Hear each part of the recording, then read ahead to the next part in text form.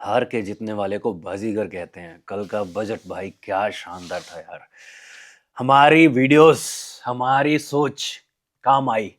लगे हुए थे स्टार्टिंग से ही हम सरकार की आलोचना करने में, इकोनॉमी के अंदर क्या चेंजेस किया जा सकता है उसके बारे में। ठीक है, बट जो कल बजट में 12 लाख रुपए के अंदर कोई टैक्स नहीं है, जो राहत आम जनता को मिली है, उसके लिए मैं कहना चाहूँगा मोदी जी ग्रेट।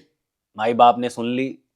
और मैं आज से कहता हूँ कि जो अपनी फाइनेंस मिनिस्टर सीतारमन जी हैं, निर्मला सीतारमन जी, उनके लिए आज के बाद मैं कोई भी पोस्ट फेसबुक या इंस्टाग्राम पे मीम्स के तौर पे नहीं शेयर करूँगा अनटिल अनलेस अगर कोई अ, जो बातें भी मैं शेयर करने वाला हूँ उसके ऊपर अगर ध्यान ना दिया गया तो ठीक है। क्योंकि देखो यार, दिल मांगे मोर। अपुन को अगर सैलरी में छूट मिल चुकी है 12 लाख तक की, तो हम अब एक मिडिल क्लास से, लोअर मिडिल क्लास से गरीब में आ चुके हैं। क्योंकि जो टैक्स पे नहीं करते उनको गरीब में ही गिना जाता है, एक पुअर फैमिली में गिना जाता है, पुअर जनता में गिना जाता है। ठीक है। और जो 12 लाख के ऊपर, जो 12 लाख के ऊपर अप्रोक्स 25 लाख के अंदर काम कर रहा है, उसको लोअर मिडिल क्लास बोलते हैं। उसके बाद 25 से 50 लाख के आसपास जो काम करते हैं उनको मिडिल क्लास बोला जा सकता है। और जो 50 से करोड़ के आसपास हैं उनको अपर मिडिल क्लास बोला जाता है। जो करोड़ में कमाते हैं वो भी अपर में ही आते हैं, अकॉर्डिंग टू सम पॉइंट्स जो गिने जाते हैं कि लोअर मिडल, गरीब और अमीर किससे कैसे काउंट किया जाता है। तो वो सब पैरामीटर को ध्यान रखते हुए ये चीज़ें मैं आपको बता रहा हूँ। ठीक है, बट ठीक है, 10,000 रुपये महीने का बचेगा तो अपन को क्या दिक्कत है भाई। और मेरे को इस बजट से जो मुझे आपको बताना है कि अब क्या इम्पैक्ट पड़ने वाला है, देखो मैं आपको बता देता हूँ। बहुत सारे शेयर अब आगे बढ़ेंगे। जितने भी एफएनसी कंपनीज हैं, जैसे चाहे डाबर हो गया, चाहे, मैं नाम नहीं लेता भाई, बाद में लोग कहेंगे नाम लेकर आपने बोला हमने खरीद लिया। ऐसा नहीं है भाई। देखो, जो भी प्रोडक्शन क्षेत्र में है, मटेरियल क्षेत्र में है, रियल एस्टेट में है भाई, उनके रियल एस्टेट के या फिर जो भी शेयर्स हैं उनके दाम बढ़ने वाले हैं। कल आपने उछाल देखा होगा, जितने भी ये एफएनसी कंपनीज हैं जो कि प्रोडक्ट्स बनाती हैं, उनके शेयर में थोड़ा सा उछाल आया है। जितने भी ये पेंट और टाइल्स की कंपनी, इसमें भी थोड़ा सा शेयर के प्राइस में उछाल आया है। वो दिखाता है कि अब उनको भी थोड़ा सा हिम्मत आया है कि मिडिल क्लास के पास, देखो सिंपल सी बात है, टैक्स बचेगा या फिर पैसा बचेगा तो ऑटोमेटिक मिडिल क्लास क्या करेगा, उसको इन्वेस्ट करेगा ना, अपना लाइफस्टाइल बढ़ाएगा। मैं तो स्टार्टिंग से कहता हूँ कि मिडिल क्लास कभी भी पैसा सेव करने के लिए काम नहीं करता। मिडिल क्लास हमेशा पैसा को उड़ाने के लिए काम करता है भाई। मिडिल क्लास वो सोच रखता है कि मेरे को जिंदगी जीनी है और खुल के जीनी है। अंडरस्टैंड। तो जो पैसा बचेगा वो मार्केट में फ्लो करेगा। जब मार्केट में पैसा फ्लो करेगा तो कंज्यूमर का जो बेस है वो बढ़ेगा। जब कंजम्पशन ज़्यादा बढ़ेगा तो प्रोडक्शन भी हाई होगी। जब प्रोडक्शन भी हाई होगी तो ऑटोमेटिक कंपनी के शेयर के रेट बढ़ेंगे। अब बात करता हूं मैं थोड़े से पॉइंट जो कि मैं चाहता हूं कि आने वाले दिनों में अगर कर दिया जाए ठीक, तो फिर और अच्छा हो सकता है। देखो, बजट ठीक करने से या फिर टैक्स घटाने से लंबे समय के लिए गाड़ी ठीक से नहीं चल सकती। जैसे अपने इंडिया के हिसाब है, अगर अपन को चाइना जैसे कंट्रीज से compete करना है तो अपन को चाहिए गवर्नमेंट से या फिर कंपनी से ये कि सैलरी बढ़ाई जाए भाई। बिकॉज ऑफ दी, आप बड़ी बड़ी कंपनियां देख लो, उनका पिछले 25 साल में प्रॉफिट बहुत बढ़ा है बट उन्होंने अभी तक सैलरीज नहीं बढ़ाई भाई। अब गवर्नमेंट ने तो अपनी तरफ से काम कर दिया है, अब काम है कंपनियों की। उनको चाहिए अब तो भाई कि सैलरीज बढ़ाएं, क्योंकि जब सैलरी बढ़ेगी तो कंपनी का ही इसी में फायदा है भाई। वो कैसे, मैं बताता हूं।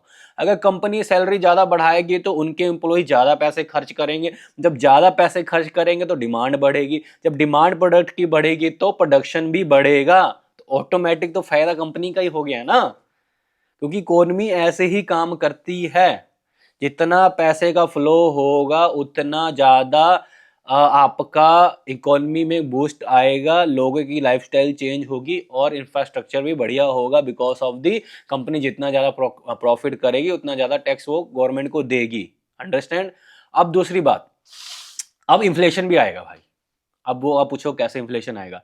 बिकॉज ऑफ इन्फ्लेशन तभी आता है जब लोग पैसा खर्चना स्टार्ट कर जाते हैं, डिमांड बढ़ जाती है और सप्लाई कम होने लग जाती है, तो इन्फ्लेशन आना स्टार्ट हो जाता है।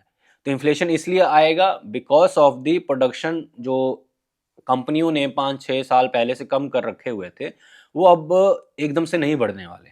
पर जो पैसों का फ्लो है वो मार्केट में, आपको कल शेयर में मार्केट में दिखना स्टार्ट हो चुका था, और उसके हिसाब से अब लोग प्लानिंग करेंगे और पैसा खर्च करेंगे। अब इसमें बैंक का भी फायदा होने वाला है। मैं आपको बताता हूँ कि इस गेम से, देखो मैं स्टार्टिंग से ही ना बजट को लेकर बहुत ही सेंसिटिव था भाई, बिकॉज ऑफ बजट ऐसा चीज होता है ना, वो सारी इकोनॉमी की भाग दौड़ ये संभालता है। मैं बैंक की बात करता हूँ। बैंक, मैंने एक वीडियो बनाई थी कि कैशलेस बैंक इकोनॉमी होती जा रही है, कि बैंक के पास कैश नहीं है, पैसा नहीं है।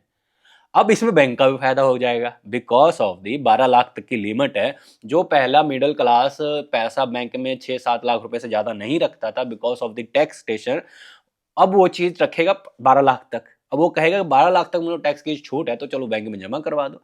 तो इससे होगा क्या कि बैंक में भी कैश फ्लो बढ़ जाएगा, और जो बैंक में भी दिक्कतें आ रही थी, अगर वो ये सब जो लोन्स कंपनीज को बांट रही हैं फालतू में बिना देखे, उसको बंद कर दे, तब ये समझ सकते हैं कि आने वाले टाइम में जो हमारा पैसा वो बैंक में जमा होने लग जाएगा। ऑफ कोर्स 12 लाख तक को हर कोई जमा करवाएगा ही, और उससे फिर बैंक का भी जो कैश फ्लो है वो स्ट्रांग हो जाएगा।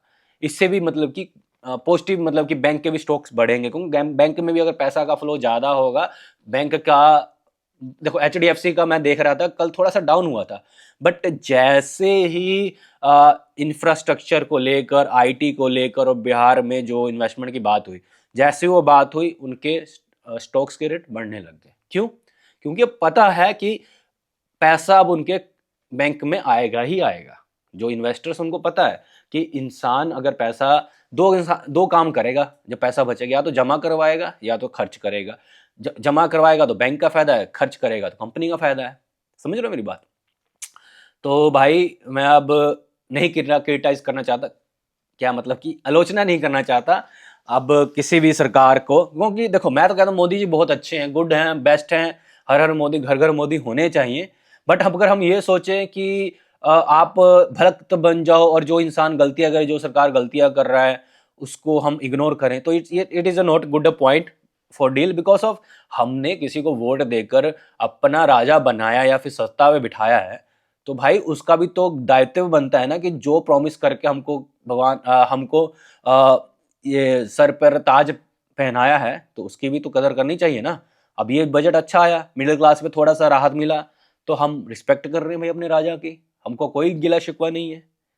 हम चाहते हैं कि भाई जो सरकारें आए वो अपना काम करें, हमको थोड़ा ना कोई इतना अपनी सरकार से वो है गिला शिकवा है। भाई राम राम करो, जय श्री राम करो, मंदिर बनाओ, सब बनवाओ, हम सपोर्ट करते हैं, बट सपोर्ट वहां नहीं है जहां पर आप आम जनता को चूस के दूसरी जनता में बांट दो, और आप सोचो कि हाँ अगर आपने जेब काट ली तो उनको दर्द नहीं होगा।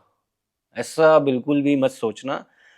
मिडिल क्लास ही आज की डेट में इकोनॉमी में आपको ज़्यादा टैक्स पे करती है, कंपनी से भी ज़्यादा भाई, ये याद रखना। बट ठीक है, सरकार ने जो कल बजट पास किए, आपको कैसा लगा प्लीज़ कमेंट सेक्शन में बताना ज़रूर मुझे।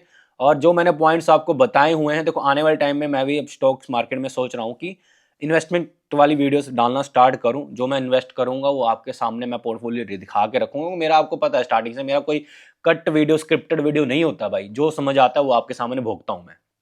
तो वो चीज़ है। इंस्टाग्राम पे जाओ, फॉलो कर लो। और बस ये छोटी सी वीडियो थी, कल का बजट मतलब गार्डन गार्डन हो गया, दिल गार्डन गार्डन मेरा तो। तब तक के लिए bye bye, over and out.